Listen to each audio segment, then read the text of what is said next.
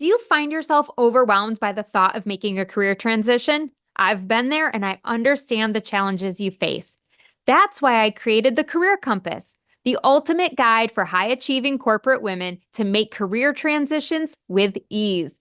The Career Compass breaks down the decision making process into 5 clear steps, helping you make savvy, empowered career decisions. Head over to KarenFreeland.com/career compass right now and download this invaluable resource. It's completely free and will get you on the path to a more fulfilling career. Go to KarenFreeland.com/career compass now. Welcome to Rock Your Reinvention, where I help high achieving career women like you get unstuck, make your corporate exit strategy, and successfully transition to your next chapter. Hi, I'm your host, Karen Freeland, a certified life coach and corporate exit strategist. Whether you want to start a business, become a speaker, or something else, I'm here to give you the tools and strategies to shift your mindset, build your confidence, and take bold actions so you can rock your reinvention. Ready? Let's go.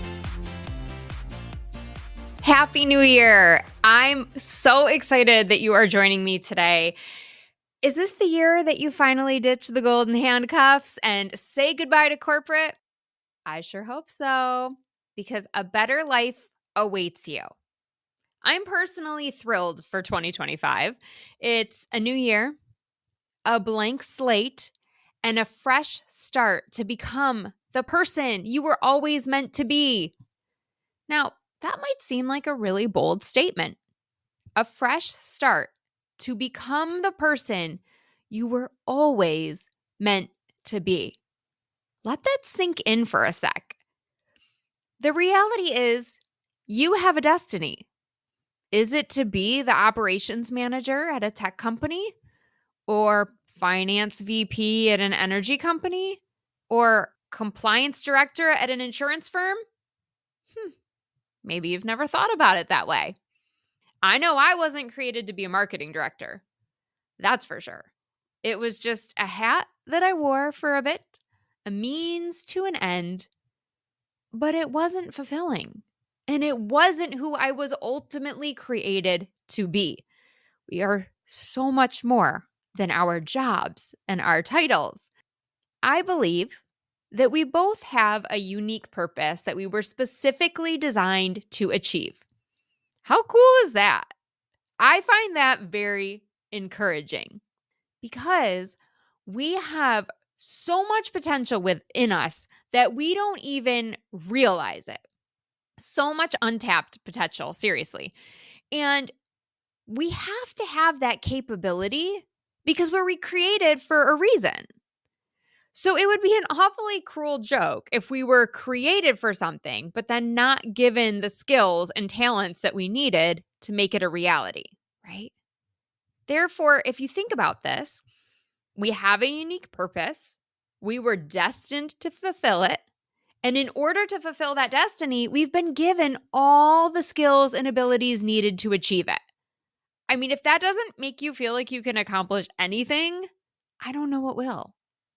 Yet a very large portion of the world will never become the person they were meant to be. It's true. We can, in fact, miss out on our destiny. Now, I promise we'll get to the uplifting part in a minute, but you really need to hear this because it can fuel you in a new and exciting way. So we have to ask ourselves the question, well, why is it that so many women are missing out on their best life? And it's really quite simple. I see it all the time. Self-doubt. Those little voices in your head that tell you, I'm not good enough. I'm not capable of running my own business. Or no one's going to pay me to speak because I don't have something unique enough to share. The scarcity mindset. I'll be broke if I leave my job. I won't be able to pay for college or sustain my lifestyle. How will I get by? Or you're stuck in the status quo. Yeah, my life is fine. I mean, it's good enough. It's not great, but it's not terrible. I mean, I'm just going to keep plugging along for now. Don't fix it if it ain't broken, even though it's actually broken. and ignoring the signs and the nudges you receive. Even though work is getting more and more toxic, I just need to suck it up. I mean, that's adulting. I'm sure it'll pass eventually.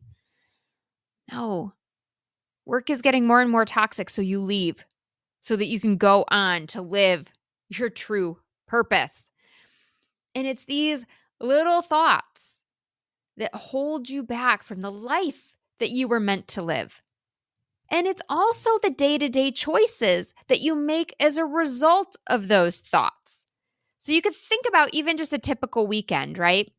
Maybe you waste away an afternoon in front of the TV. Maybe you're even having a couple of drinks. You're scrolling mindlessly all night on social for hours, making yourself exhausted the next day. You're focusing on work, trying to catch up and get a few things done. And then when the kids want your attention, you're so annoyed. You're not committing time to your faith, maybe skipping church and not having an active prayer life because you're like, there's just no time for it. I have other things that I need to be doing. And many of you are still assuming that you can achieve your dreams once the kids are grown or you have more money. It's these little subtleties that should scare us more than anything, because this is what keeps the majority of women from reaching their full potential. And we don't even realize that we're off track until, I don't want to say it's too late, but it's too late. So how do you get things back on track? How do you turn this around to ensure that 2025 is the year that you get closer to becoming the person that you want to be? I got you. I'm not going to leave you in the lurch. I want to share 3 simple tips to help kickstart this for you in 2025. The first thing I want to invite you to do is to pick a word for how you want to describe your life in 2025. This is a big assignment. This is not just like something that you flippantly do, right? You want to do this at the beginning of the year because this is going to be the thing that anchors you throughout the rest of your days and weeks and months in 2025 to make sure that you don't drift too far from who you truly want to be. Maybe your word is present. You really want to be present with people this year, or charitable, or helpful, or calm. Maybe this is a year of growth for you. Maybe you want to be more generous, or maybe this is a time for exploration. Those are just a couple of examples of words that you might consider. Take a moment right now. Hopefully you've got a piece of paper or something nearby, or use the app, the notes app in your phone, and jot down some words that might come to mind. Are there 1 or 2 that are really resonating for you? I don't expect you to nail this down right now. I mean, you might, but I want you to at least start thinking about it. And here's why I love having a word.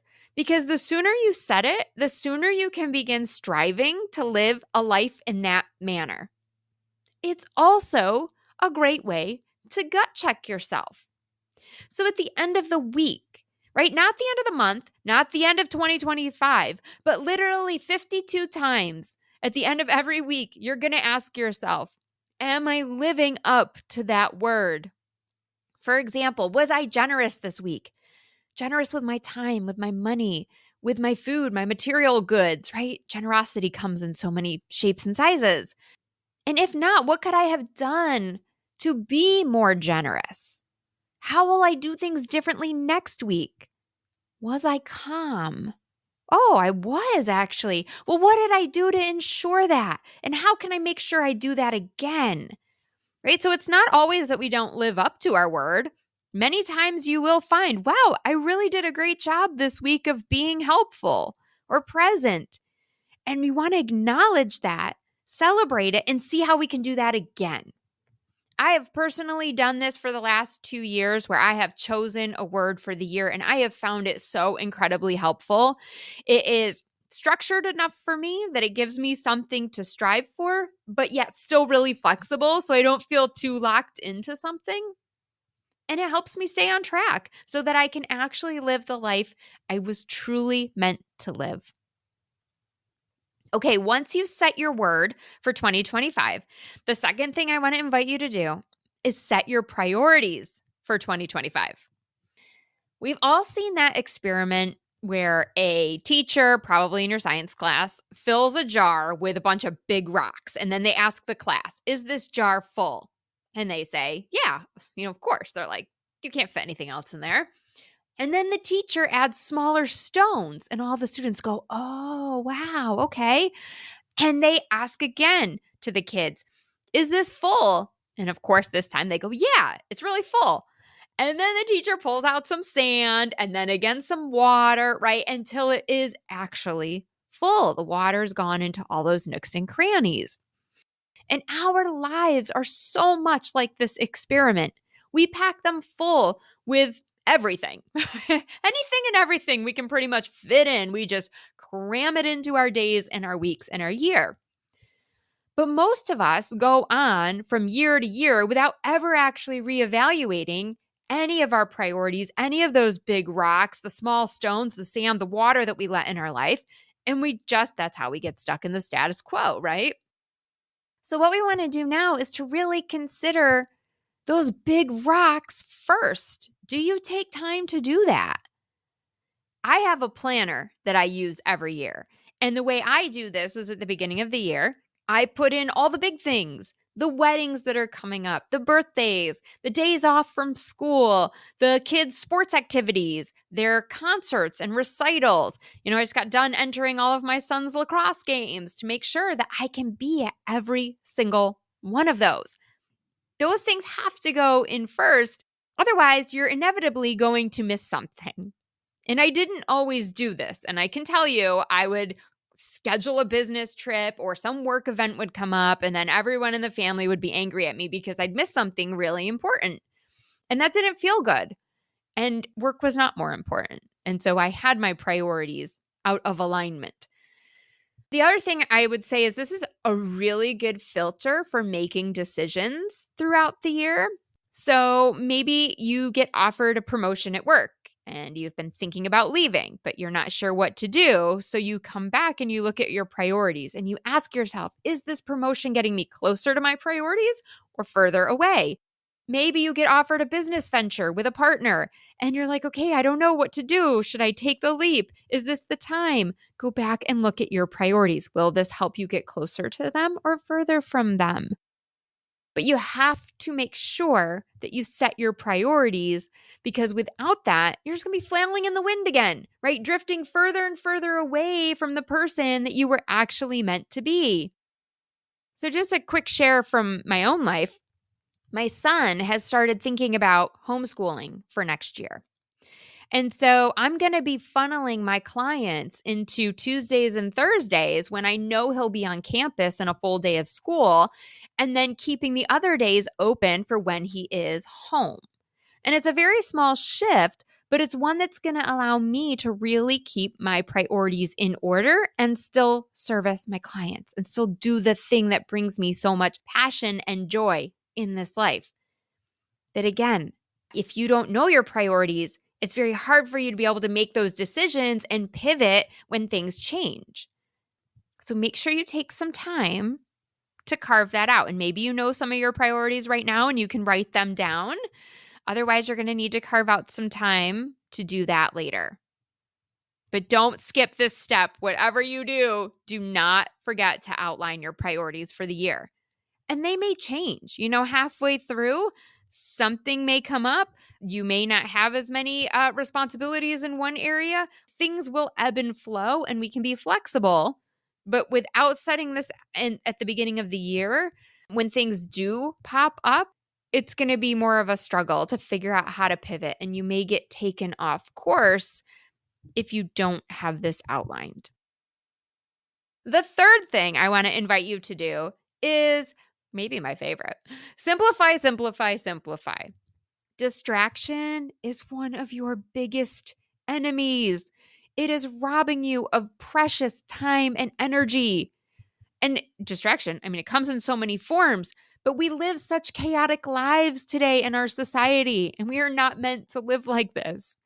So today I want to invite you to find ways to simplify your life as much as humanly possible.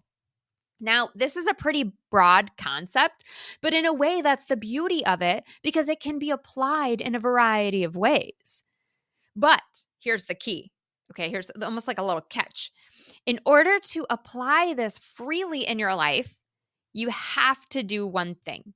You have to forget how others are living or what society tells you is success. Okay, and if you do that, then you can freely apply the ability to simplify your life.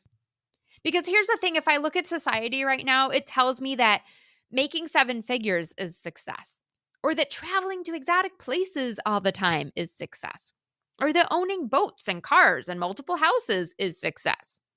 I mean, I don't want to be dramatic, but I have a little bit of anxiety thinking about all of those things, right? I don't want to have to maintain cars and boats and multiple houses. I don't even like cleaning the one I got, okay? To me, the idea of making 7 figures means working harder and having less time to focus on all the other things because it means how many clients you have and how many people you're servicing. Nope. I'm good. I'm okay. There's a point where enough is enough. I just got back from a couple of days in Tampa. I'm very excited to be in my bed. I have no desire to travel anywhere anytime soon. So again, what is success to you and how do you simplify so that you can truly achieve your version of success? I'll just share a couple of ways that I've simplified my life. Again, this is not something that I'm prescribing for you, although I certainly would invite you to give it a try if they apply to you. But one of the things that we have done is we don't have TV. I've mentioned it before. If you're a longtime listener of the show, thank you. But you know that I cut cable in 2019 and we do not replace it with streaming services. So we don't have TV. It's glorious and it doesn't suck up any of that time anymore. We donate things that we no longer need or have outgrown. We get the clutter out of the house. It just like mentally frees you up for so many things. And it feels so good knowing that we've given that stuff to someone else who needs it. I'm focusing for 2025 on one specific offer in my business, and I'm not going to be doing business coaching anymore. I'm going to leave the business coaching to the business coaches. It's not that I can't do it, but it's that I want to simplify. And so I really want to streamline my business and be more laser focused on those women who want to ditch the golden handcuffs and leave corporate. I limit my clothes shopping, right? Usually to once per quarter, if even that. Right? Really scaled back on our consumerism, materialism, like none of that matters. I don't have thousands of packages from Amazon showing up every week. I just don't. I simplify everything. Pretty much only shop at the grocery store. And you know what? I'm sure I can get stuff cheaper somewhere else, but that's one of the big simplifications we made. We only go to one store. So I'm not wasting my whole Saturday going to Target, going to Walmart, going to this place, going to that grocery store. One-stop shop. We reduced the number of activities that the kids were doing.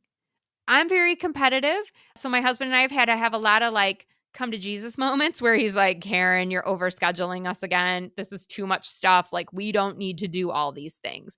And so I have really had to put my wants and my desires aside and really look at what's best for the family and for my kids and what they want to do. And they don't need to be in every travel sport and they don't need to have 18 activities going on at once. And so we have massively scaled back the number of activities that we have the kids in.